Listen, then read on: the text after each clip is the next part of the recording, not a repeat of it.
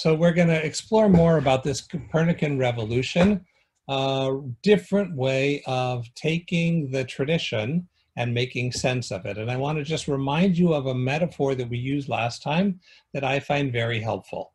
We're all born into a world where the dots are the dots, but there's no manual that tells us how to connect them or in what order. And how you connect the dots determines the pattern that you see.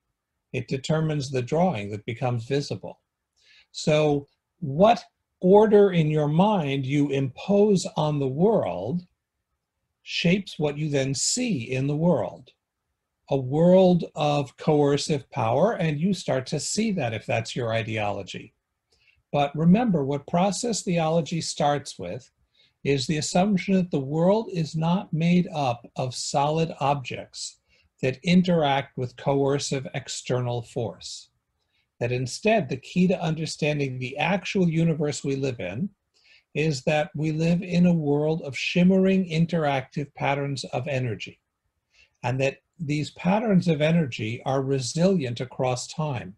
That is to say, they mostly stay the same.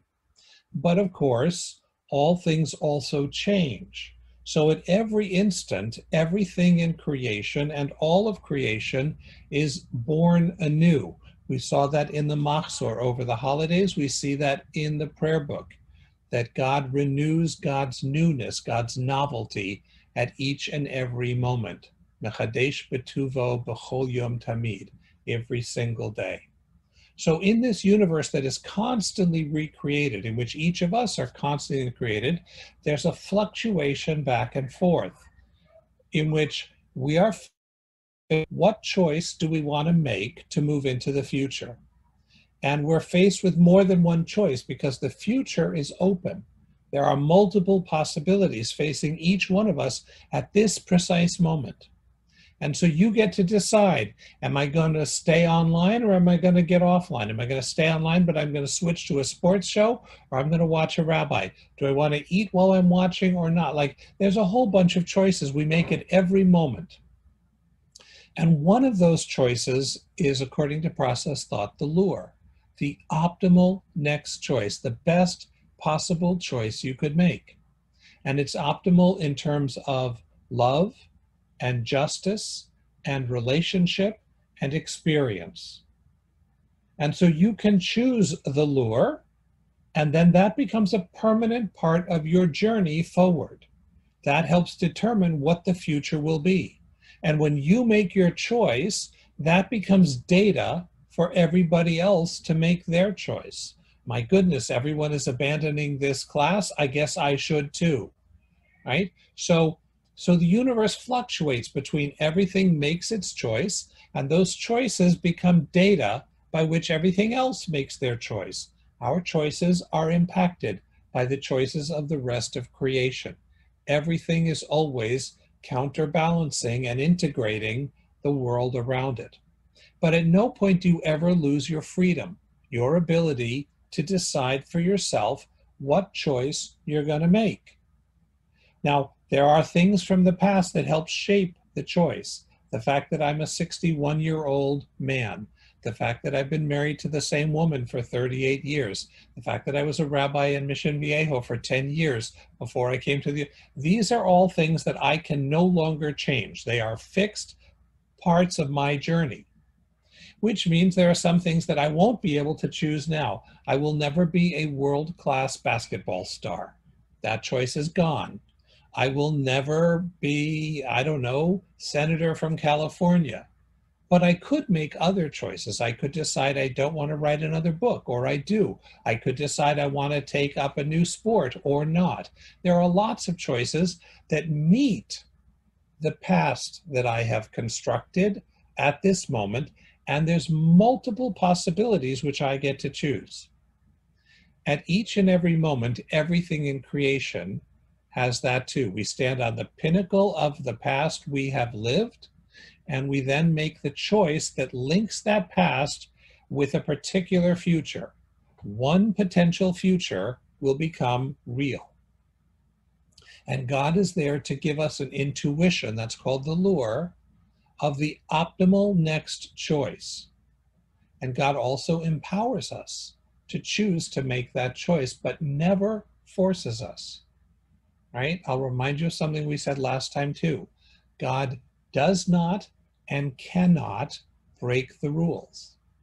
So the same laws of physics constrain God. The laws of nature constrain God.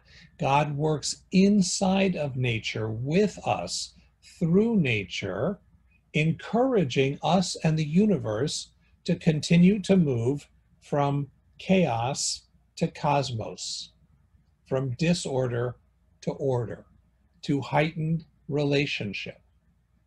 And that's the key of process theology, what I've just said to you. A God who cannot break the rules, who does not use coercion, who respects the interiority, the self-determination of every creature and of all creation. Okay? That kind of brings us up to date with where we are so far. And now I want to move into a more contentious area. I want to talk about the relationship between science and religion. For those of you who want the religious category that fits, we're going to talk about creation.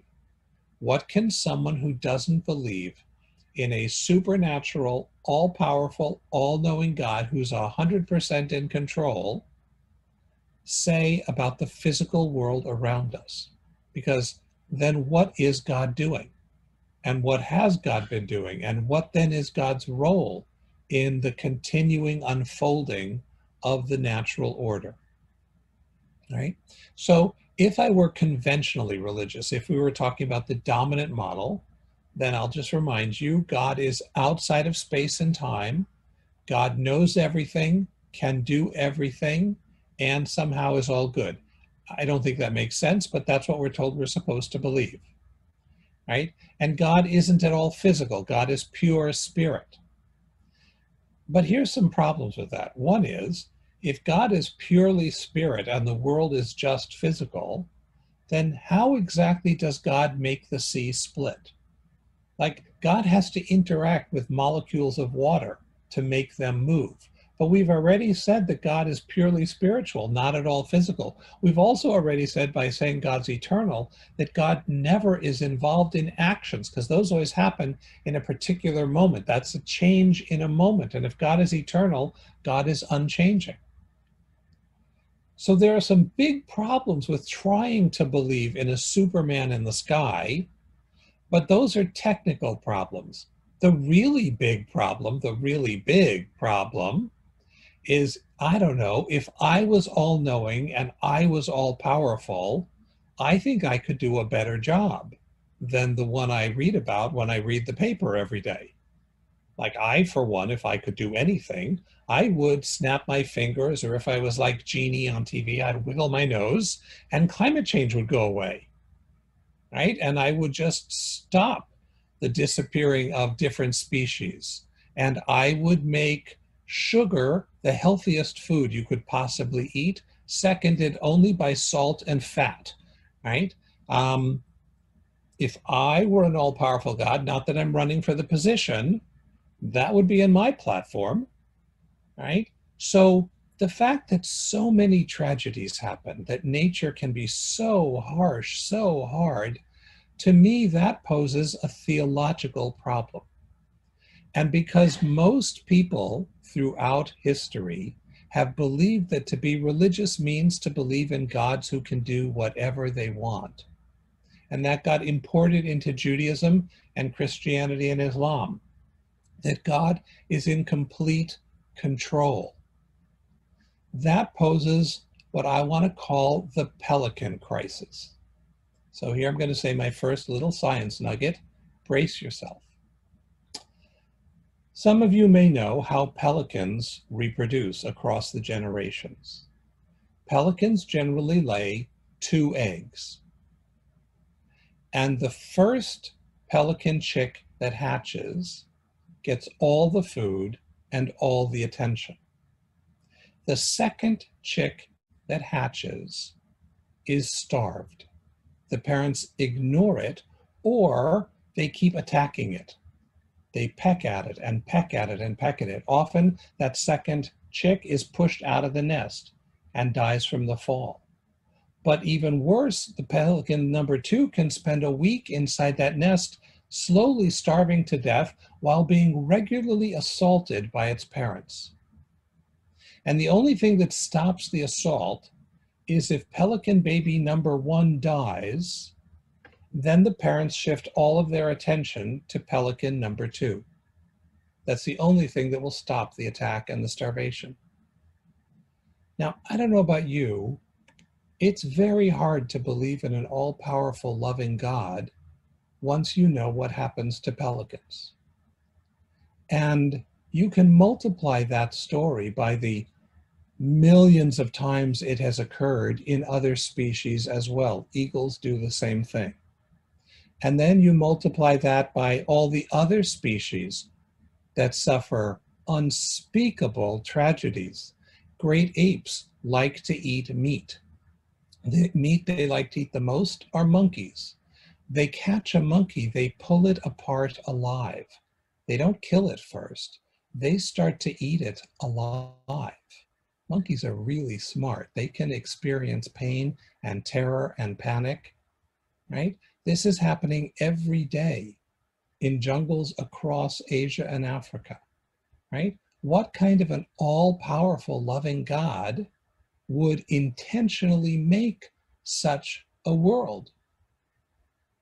So that's one of the reasons that many, many people who drift to science also drift away from religion. They say there is no order, there is no purpose, there just is.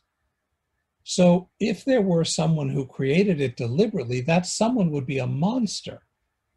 But there isn't. It was just happenstance, pure coincidence from the beginning. And a lot of scientists believe that metaphysics. Okay, now we need to stop and we need to talk about what counts as science. Because part of what I want us to talk about is just because a scientist says something doesn't make that something science. It makes it the opinion of a scientist. And scientists are people, so they have as much right to opinions as the rest of us. But their opinions are not necessarily more valid than the rest of us, except when they're actually doing science. So here's what I want to give you as my definition of science. Science is the world's best method for advancing our knowledge of things that are public, replicable, and testable. I'm going to say more about that, but I just want to repeat it so you got it. Science is the best method we have for exploring things that are public, replicable, and testable. Let me help you internalize that by giving you examples. So public means the sun comes up every morning and it sets every night. Science is excellent at studying sunrises and sunsets. It's excellent at studying the movement of the planets, the movement of the stars, the movement of our planet in the sky. It can measure and record and test and compare and contrast. That's how science does its work. So once upon a time, we used to think that the Earth was stationary and the sun went around the Earth. By the way, that's a very reasonable assumption to make if you're standing at the shore watching the sun all day long. Okay? But it turns out there are some problems with that. If you assume a universe in which the Earth is static and at the center, and the sun goes around it, then you have to assume the planets are also revolving around us. And if you do that, then some of the planets reverse course for part of the year. And that's just weird. But you can get rid of this problem with what we think of as the Copernican revolution.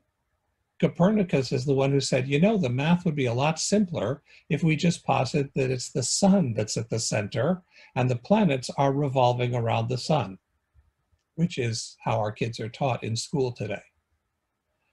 I'm going to let you in on a little secret. This is not related to our main program. But by the way, both are equally true. In other words, if you want to assume a universe in which the Earth is the constant, it is reasonable to posit a universe in which the sun is going around that Earth. It's just going to make for some crazy mathematics. But it's just as easy to say one is the other, because the truth is they're both in motion, and they're not in motion necessarily relative to each other. Okay, if you didn't understand that, don't worry about it. Science is great for studying things that are public. What's your blood pressure? That's a science question. I know that. It's out there. I can look at it. Are rocks harder or softer than dirt? I can measure that. That's something I can know. The stages of life of a monarch butterfly. This is very big in my household right now because we've released about 30 in the last month. Right? I can tell you a lot about chrysalises and caterpillars and butterflies. Right? Science is great for things that are public. But how about things that are private? How good is science at things that are always private? I'll give you my favorite, for instance, consciousness. How good is science at studying consciousness? The answer is lousy. What science can measure is the functioning of brains, right? So science can measure which parts of your brain are getting heated up at particular times, where the neurons are flashing and where they're not, what kinds of interactions and patterns they are. They can look at areas of the brain that seem to light up for particular kinds of activities, but can you describe in brain terms what the subjective feeling wet is? No, you cannot.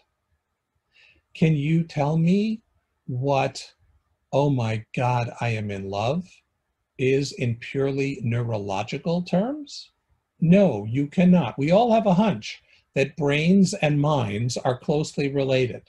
I'm going to talk about that later when I get to slime molds, right? But what we can't do is talk about brains in terms of mind. And we've never made that leap from third person singular, which is neurobiology, to second person singular, which is you look across the crowded room, your eyes lock, and your heart goes pitter-patter. What's that emotion biologically? I don't know. I can tell you the shot of hormone that your brain just ejected into your body. I can tell you about your pulse. I can tell you about your sweaty palms. But the feeling of love, separate from all of that, as we say in the biology lab, ich weiß, right? No way to know. No way to make that leap. So any book on minds that's written by a scientist, in the last chapter, in the last paragraph, will tell you that we are just on the brink of solving the mystery of consciousness. Just on the brink is scientific for beats me, I don't know, right? But we're not just on the brink. They're never going to make that leap because of the metaphysical assumptions they make. Science is lousy at testing the inevitably private. The other thing it's no good at testing is the unreplicable. So I've mentioned a couple things that science has been good about, but part of why science is good about that is we can do comparisons. So for example, we measure everybody's blood pressure, and then we notice the correlation between certain regular blood pressures and certain medical events. And we say, here's a healthy blood pressure, and here's a not. But we don't know if there was only one. If we only had one blood pressure and nothing to compare it to, then you would never know if a particular outcome was because of the blood pressure or something else. The great philosopher who established this is a guy named David Hume. He was a Scottish philosopher, very popular, bon vivant, invited to all kinds of parties. He would sleep until about 2 in the afternoon, write philosophy until about 8:30 at night, and then he would go to a palace for a dinner party where he would stay up way too late. Right? He tells the story of a baby turkey. Right? This turkey is born, let's imagine, in June or May. And the first morning, the farmer comes out and bangs on the turkey hatch, and the turkey sticks out its neck, and the farmer drops corn on the ground. This happens every single day for a week. Farmer's footsteps, bang, bang, bang on the hutch, turkey sticks out its neck, corn falls down. The turkey is a proto-scientist. The turkey says, oh, I understand what's going on. Bang, bang, bang is my invitation to make the corn fall down. My sticking my neck out of the hutch is what causes the corn to fall down. And in fact, there's empirical evidence. Every time the turkey sticks its neck out, the corn falls down. One day it does an experiment, it doesn't stick its neck out, and no corn falls. There's just another bang, bang, bang. So this confirms to the turkey that it is in fact causing the corn to fall by sticking its neck out of the hutch. And that continues to be the known and proven theory until one morning in mid-November, when there's bang, bang, bang, and the turkey sticks out its neck, and the outcome is drastically different. Hume uses that little witty argument to show us we actually never see cause and effect. All we see, thank you, Robert, is that correlation is not causation. Just because A always happens right before B doesn't mean that it caused B. The only way you could know that is if you did lots of compare and contrast. You looked at all those turkey hutches, and then eventually you noticed that this was a pattern, and this is why it happens, and it wasn't actually a cause. But we make that, the only way we can do that is if there's multiple of them to compare. So we look at lots of different biologies and we figure it out. We watch lots of different birds. But here's another funny one that you can't do that with. You can't do that with the universe as a whole. You can look at particular galaxies and compare them. You can look at planets and compare them. You can look at stars and compare them. But this 14 billion space light universe that we're in, you only have one of it. So you have no idea when you talk about the entire entity whether the generalization you're making is correlation or cause. To know that, you would need another space-time bubble to compare and contrast. But we have no access to that other space-time bubble, which means that everything people say about the totality, they're just taking the sum total of the parts and hoping that works for the totality. Everybody with me? But that's unfounded. There's no evidence for that. There's no proof of that. That's just a theory. So there are scientists who say this is the only space-time bubble that exists. And there are scientists who say there's an infinite number of space-time bubbles, right? Do they have any evidence whatsoever for an infinite number of space-time bubbles? Not a shred. They can't. You can't get out of our space-time bubble to go hunting around. So what drives them to make this really extravagant theory? It's a principle in science that you try to prefer the simplest possible explanation. The theory that there's an infinite number of alternative universes is the most extravagant of all possible theories. What drives them to that? Well, here's what they're trying to get out of. The number of coincidences that have to fall into place for the emergence of life and then for the complexification of life to our level is staggeringly impossible. Staggeringly, the level of carbon, the amount of oxidization that has to happen, the electromagnetic constant. I mean, the amount of things that have to line up precisely, a little too much this way, a little too much that way, we implode or we explode, right? So everything has to line up exactly right for 14 billion years for there to be one place with someone who can teach on a thing called Zoom. And if there's only one, then they're worried that, of course, us theologians are going to say, hey, I have a name for that one. I call that one God, right? And they don't want to do that. So what they say is, no. There's an infinite number of universes. And of course, if there's an infinite number, in almost all of them, there's no stability and no life. But of course, if there's an infinite number, then there's going to be one which happens to work out just right. And of course, there's going to be life inside that one. And that one is going to say, see, there's a higher purpose. All of this extravagant infinite number of universes just to be able to deny that there's purpose built into the universe. which, by the way, may be right. Remember I said that scientists have the right to have an opinion? They do. It's just no more science than my opinion. Because remember, if science is what is replicable and public and testable, then you have every right to say to a scientist who's spouting off to you, tell me, Mr. Scientist, is the claim that there's an infinite number of universes, is that public, replicable, and testable? And the answer is, my friends, it's not.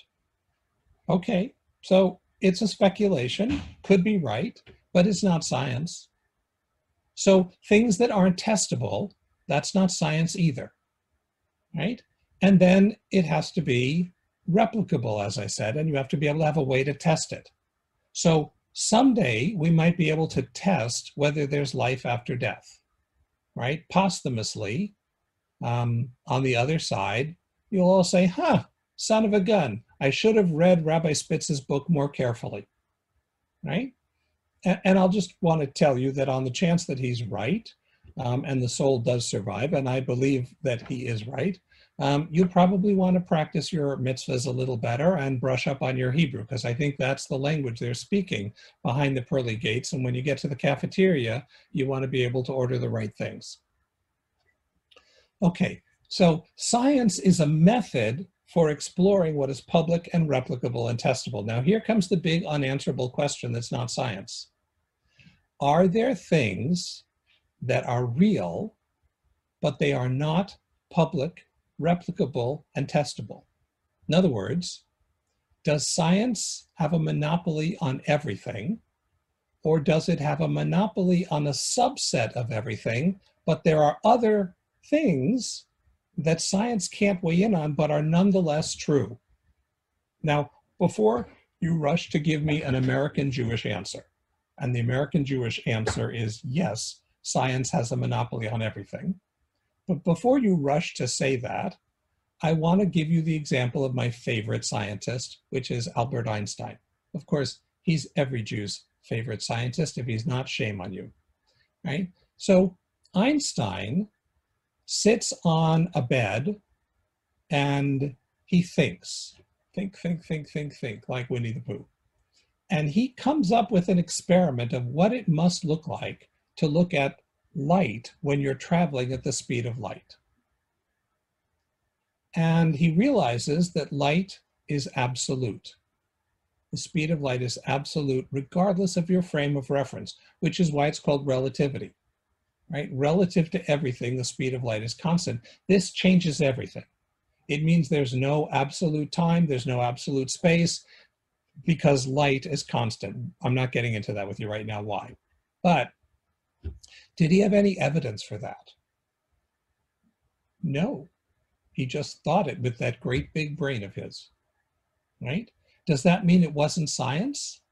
No, it was public and replicable and testable. He just hadn't come up with the test yet. So one of the things he came up with was the idea of curvature of light because of gravity, but you need massive distances to be able to measure it because it's just very, very little. And there were no tools in the 1930s, 40s that could measure it.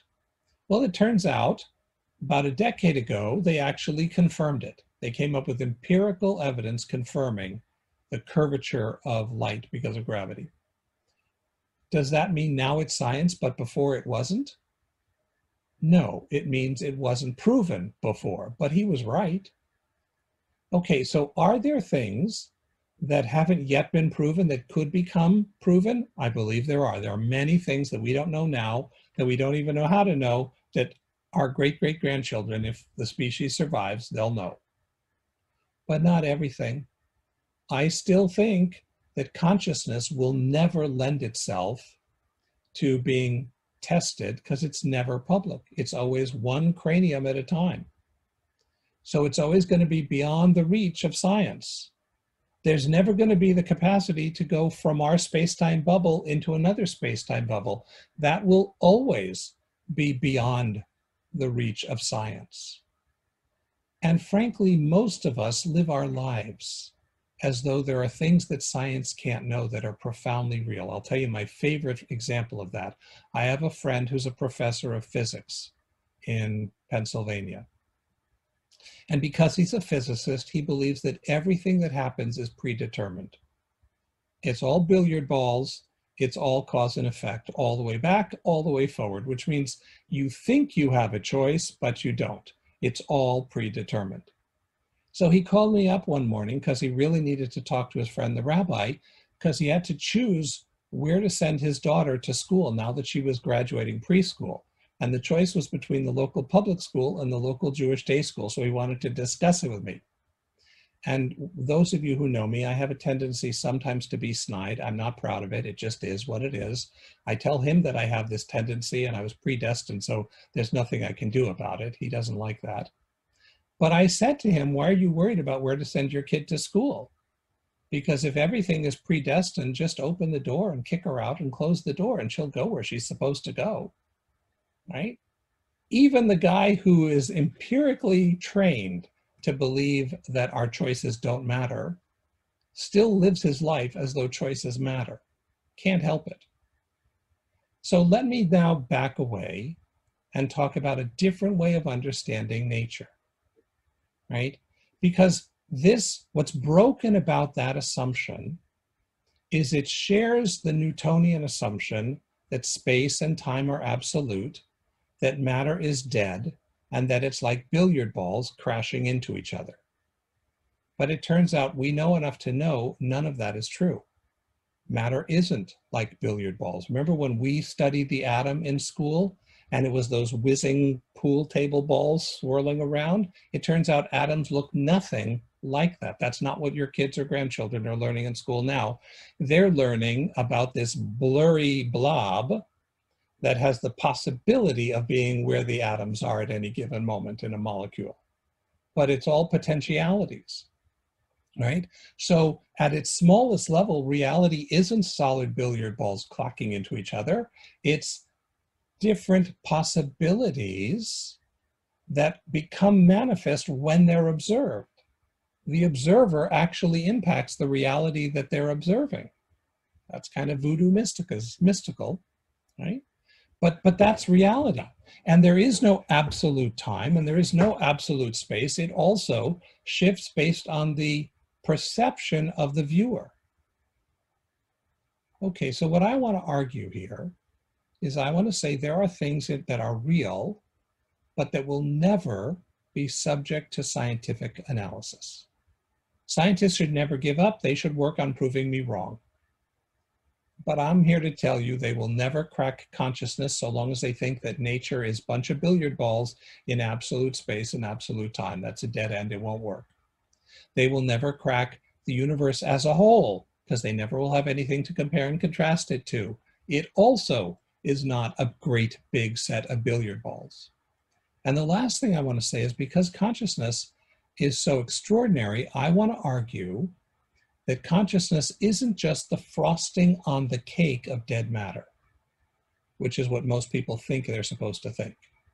I want to argue there is proto-mindfulness from the very beginning. That from the moment of the Big Bang, everything in existence had its own appropriate level of interiority. That electrons, when the energy level changes in their circle, they bump into the next energy level to preserve their own interiority. I'm not saying that electrons say, oh, it's a little hot today, I think I need to dunk in the pool. I'm not saying they're self-conscious, but I'm saying there is the roots of mindfulness in the building blocks of matter, that it's not an add-on later. And the evidence for that, my friends, is that there are two ways of looking at this. We can look earlier and earlier chronologically in the life cycle. So we used to think that mindfulness actually kicked in after birth. Obviously only applies to people, and it only kicks in well after birth. Well, we know enough about embryos to now know, and I'm going to avoid the political possible consequences here, just to tell you some science, right? They've done tests where they've discovered that unborn embryos can discriminate the voice of its mother And if it has won the voice of its father from the voice of other people, right? Heart rate, hormonal shifts, the embryo will turn to the voice of its mother, right? That means not yet born, built into the embryo is discernment, is mindfulness. We never thought that was true. They had a case 2 decades ago of a man in a hospital in what they called a vegetative coma, right? And the doctors were pleading to his mother to pull the plug. He's dead. There are just reflexes. It's not real. Pull the plug. He's not going to come back. Too much brain damage, not going to come back. And the mother kept saying, no, no, no, no, no. And one day, a plucky nurse came in with a chart of letters and tied a wire to his toe and held up Y and N. Can you hear me? And his toe moved the wire just a little tiny bit to the Y. Are the doctors wrong in saying pull the plug? Why? Are you ready to die? N. No. Turns out he had spent the last decade listening to his doctors wanting to kill him and hoping to God that his mother wouldn't back down, despite all the experts. We are seeing consciousness at levels we never expected. If you put babies in the same crib, I remember when my twins were born, Jacob smiled a lot, and the doctors kept telling him it was gas. And I kept saying, it is not gas, he's smiling, right? I believe he's smiling. He believes he's smiling. Jacob is autistic. He remembers things nobody else does. He says, I was smiling. So anyway, Shira and Jacob did not come home from the hospital at the same time. We put Shira in the crib, both preemies, put Jacob in the crib, and they turned to each other. We moved them apart, turned them again.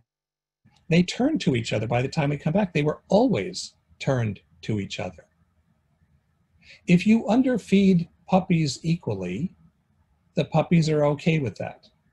If one puppy gets more food than the other, watch out for a fight. They have a sense of fairness that nobody taught them. It's just there from the beginning. Human babies have that same exact reaction, by the way. They've done the same experiment with people, right? So mindfulness goes way, way back, but now I want to push it further. We said, well, that's just people. I remember when I was a teenager, I would read books about animal behavior, and the books would all talk about how you can't anthropomorphize animals. You can't talk about how they have human feelings. That's not right. They're like machines, and they look like they're having human emotions. And I remember as a 15-year-old thinking, this fancy professor has never lived with a dog. You just have to live with an animal, and you just know that's ridiculous.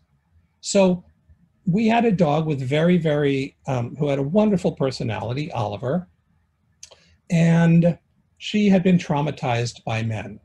So her default response to a strange man was to try to attack him. She was, of course, all of 15 pounds, so attacking meant trying to shred his ankles. As she got older, her eyesight wasn't so good.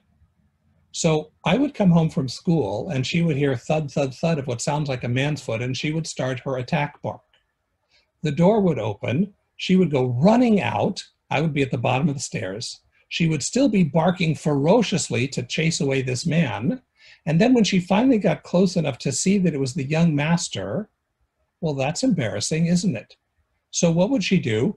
There'd be a moment of faltering barking, and then the barking would rev up again. And then she would go running past me into the street, bark, bark, bark, bark, bark.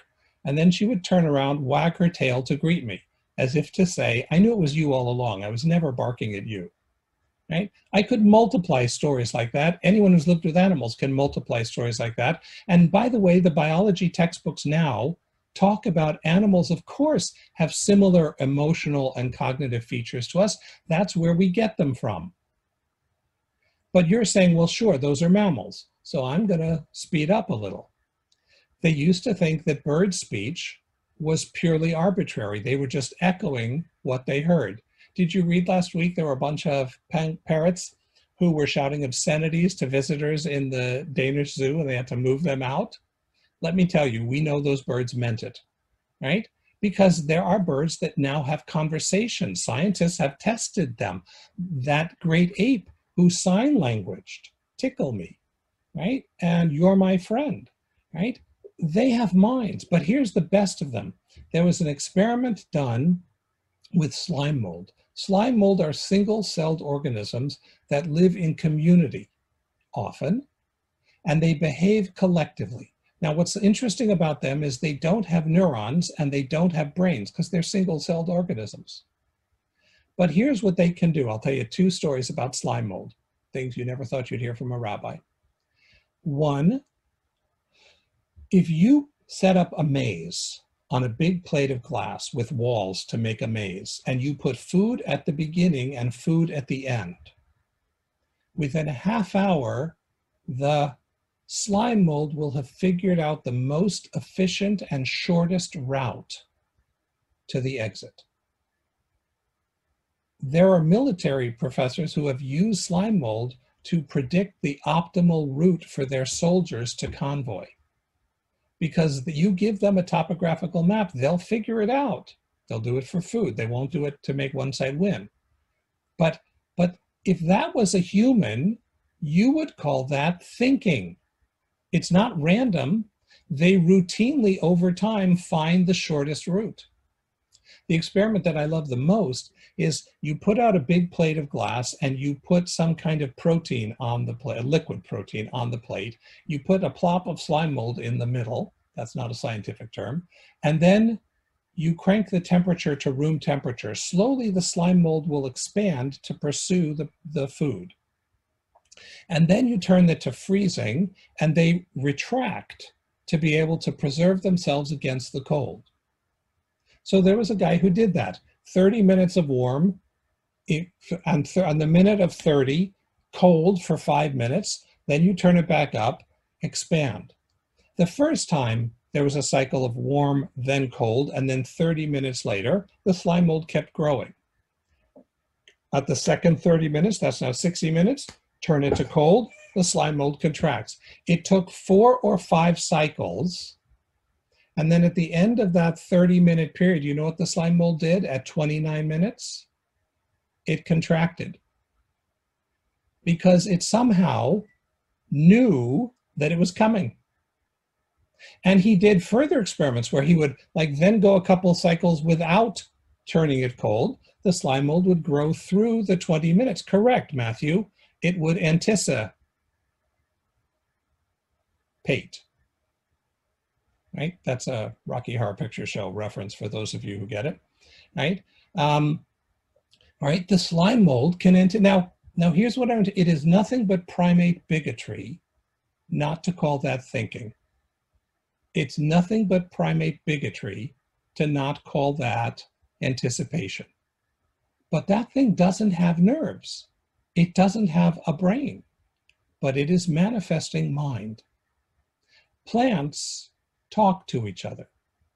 If you light a flame under a plant, it will communicate to the surrounding plants that there's a fire. They respond by emitting an enzyme that thickens the surface of their leaves to make them slightly more fire retardant. Plants talk to each other, right? Yeah, that chemical signaling is how plants talk. We primates confuse modulating air through an epiglottis as if that's the only way you can talk. But if we define talk functionally as conveying discrete information, plants are doing that. Bees can learn shapes. You can train bees to go to a triangle, and then you give them a triangle they've never seen before. It's a different kind of triangle, a different size, a different texture, a different color, and they will still go to that instead of the circle. You can train them. That means they have the ability to abstract triangle, a bee with literally a pinpoint brain. So here's what I want to say in the 10 minutes we have left. I want to say the evidence appears to be that there is mindfulness baked into nature.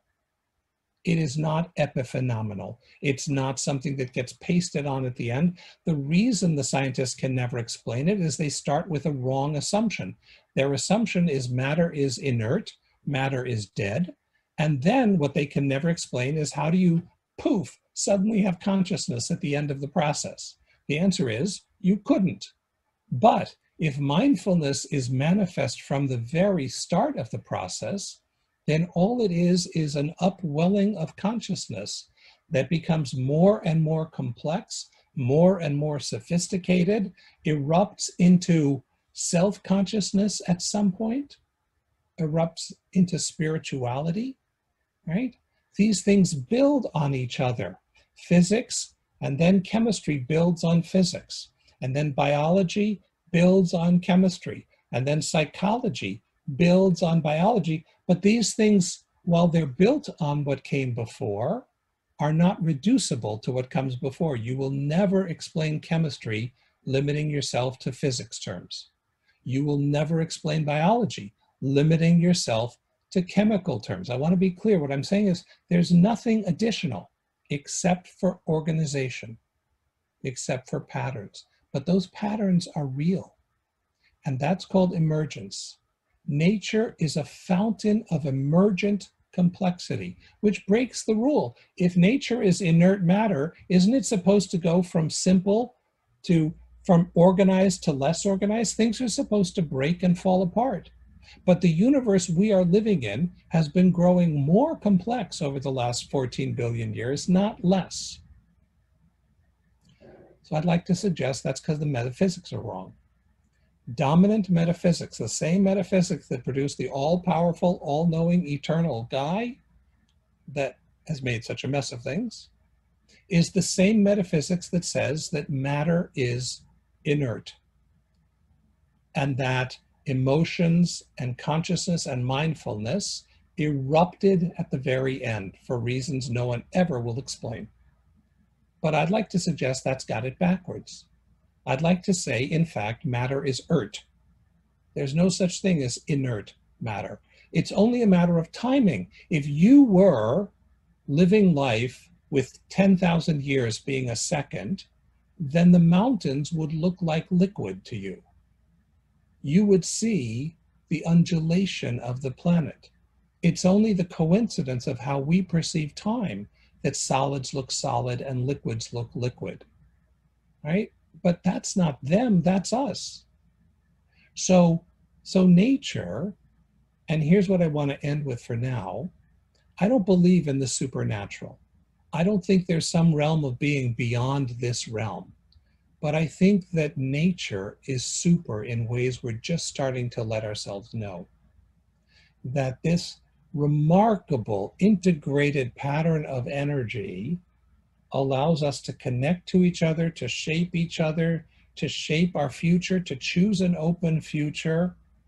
That nature is super, natural, and we don't need supernatural. And so the God that I believe in is the God who permeates this nature and continues to invite it to be self-surpassing, which nature has been from the beginning. If all matter were evenly distributed in a point of infinite density that then exploded out, that's the Big Bang Theory, then in theory, everything should have been evenly distributed.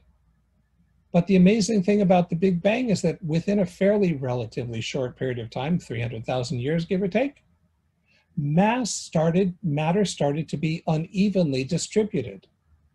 And it's because of that uneven distribution that we got the collections of gas that became galaxies or planets or solar systems, right? It's the imperfection that was built in from the beginning. That infinite point of density had that in it.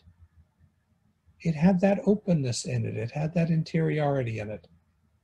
So what I want you to walk away with, at this point you're pretty puzzled, and I'll give some articles for Ari to distribute again, is that don't think about the world as a great big set of billiard balls. That's wrong. Think of the world as a giant cell in which every part of the cell is alive and contributing to the cell as a totality.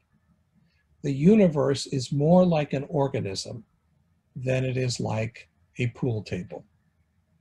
And in this remarkably beautiful universe, nature has created an open future in which consciousness is what connects us all and links us with what's come before us. So that it's not just people who have it, it's not just mammals who have it, it's not even just living things that have it. There is mindfulness all the way down, right? And that is, I would argue, a far more explanatory description of the universe than any alternative. And next week, what we're going to do is we're going to take that to then, okay, so we have this notion of God who is not all-powerful and isn't coercive and who invites us into something, and nature like a banquet hall set for us, but also living and participatory, part of this cosmic cell of which we are members. Well, in that world, then what's Torah? What are mitzvot? And what kind of future can we anticipate? That's what we'll talk about at our next session. Can I ask you a few quick questions to? You can. Tim? Okay, thank you. Since I basically muted everybody else, and I am in this world, pretty potent, right? I don't know everything, but I have a lot of power. Don't go there. Anyway, I won't go there. So just talk about process theology. We are down the rabbit hole, and now we're gonna have a lot of dazed people. It's good for COVID because people are stuck at home. Otherwise, they'd be dazed and the shopping, they'd be buying random things in the store. I think we got to get them, just back up the rabbit hole with their knowledge that they learned. So hopefully they'll stay with us one more week. By the way, this program has also confounded science because every CSP program we've done, this is 110, there's always a 10% drop off. This program actually increased throughout the whole program. It just went up to like 126. It's very unusual. So I have to get some scientists to understand what's going on here. So the question is just about process theology. This is Batman, so I have Batman here. How prevalent is process theology within? We talked a little bit before. Process theology comes from Christian thinkers, I think. The original thinkers are from the Christian tradition. And so how prevalent, how well known, what kind of role does it play in Christianity today? How prevalent is it in Judaism and Islam? Is there any particular movement that it's kind of taking a hold in that you know of? And here's what I will tell you. It is well known within Christianity, and it is not prevalent. Mainstream Christians know about process thought and hate it. They hate it in part because it's not Trinitarian, right? You understand that mainstream Christianity decided God is 3 in 1, Father, Son, Holy Ghost. Protestants believe that, as do Catholics. Process thought talks about God as being the process that unites it all. And what Jesus was an incredibly intuitive human being who made himself transparent to the lure. Right? If I can give you an example, that would be what Hasidim would say is true of their Rebbe. What you and I would say is true of Moshe Rabbeinu. Purely human, but who made himself transparent to the lure. And therefore, they want to be the students of that Rebbe. But Christians, non-process Christians, have real trouble with that. Of course, they have real trouble with not thinking that the soul is a thing and that it's inside your body, like Casper the ghost inside a machine. They have trouble with that. So process people, while they have this beautiful theology, don't have that many followers, and they get savaged by other Christian groups. I can tell you the Jewish process thinkers have had a very different experience. So my books on process theology were co-published by my denomination. The Rabbinical Assembly co-published the books. When I tell that to my Christian theologian friends, they're shocked that one of the major Jewish denominations would do that. I'm taught at Hebrew Union College. Every year I get invited by Zoom or in person to teach a session at HUC in New York and here on contemporary Jewish thought. I have a great advantage over many theologians in that I still have a pulse. But that's the biggest denomination teaching process thought. There are even Orthodox Jews who are interested in process thought. So I think how it ripples in Judaism is, my guess is most American Jews, to the extent they think anything theological, think something that's very closely related to process thought, which is why when I teach this at synagogues, At the beginning of the talk, everyone's scowling, and by the end, they're all saying, well, I've kind of always thought that all along. I just didn't know I was allowed to. I do have to point out, by the way, that Sheila says that we should watch My Octopus Teacher. I want to point out, this probably won't surprise you, that as a teenager, I had a pet octopus. His name was Ichabod Clancy. I kept him in a big tank in my garage. I went to the beach and I caught fresh crabs, which I left in a mayonnaise jar in the refrigerator. My mother's a saint. You open the refrigerator and there'd be these live crabs tapping on the glass. But I would feed one to Ichabod every day. And he definitely had mindfulness. He could tell the difference between me and other people. Octopi share their feelings and thoughts by the color and texture of their skin. And he made it abundantly clear that he liked when I was in the room, but he didn't like when I brought a friend.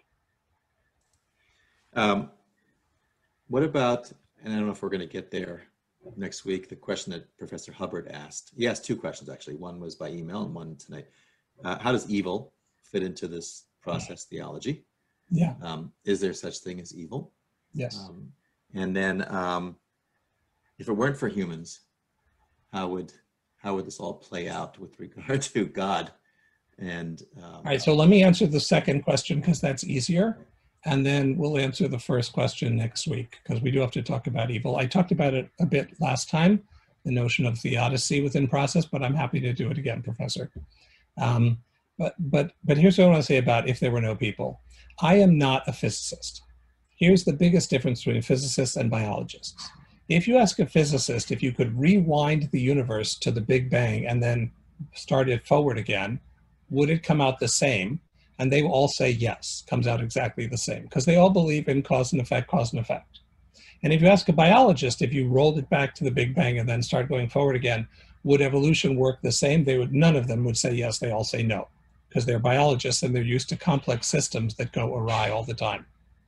So what we know about life on Earth is that there would most likely be brains. Brains have evolved 5 separate times in the evolutionary history of life on this planet.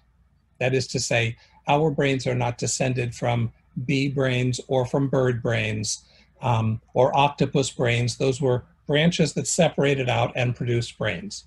So chances are good there would be some creature that was thinking it was the pinnacle of creation. And maybe it would be descended from crocodiles.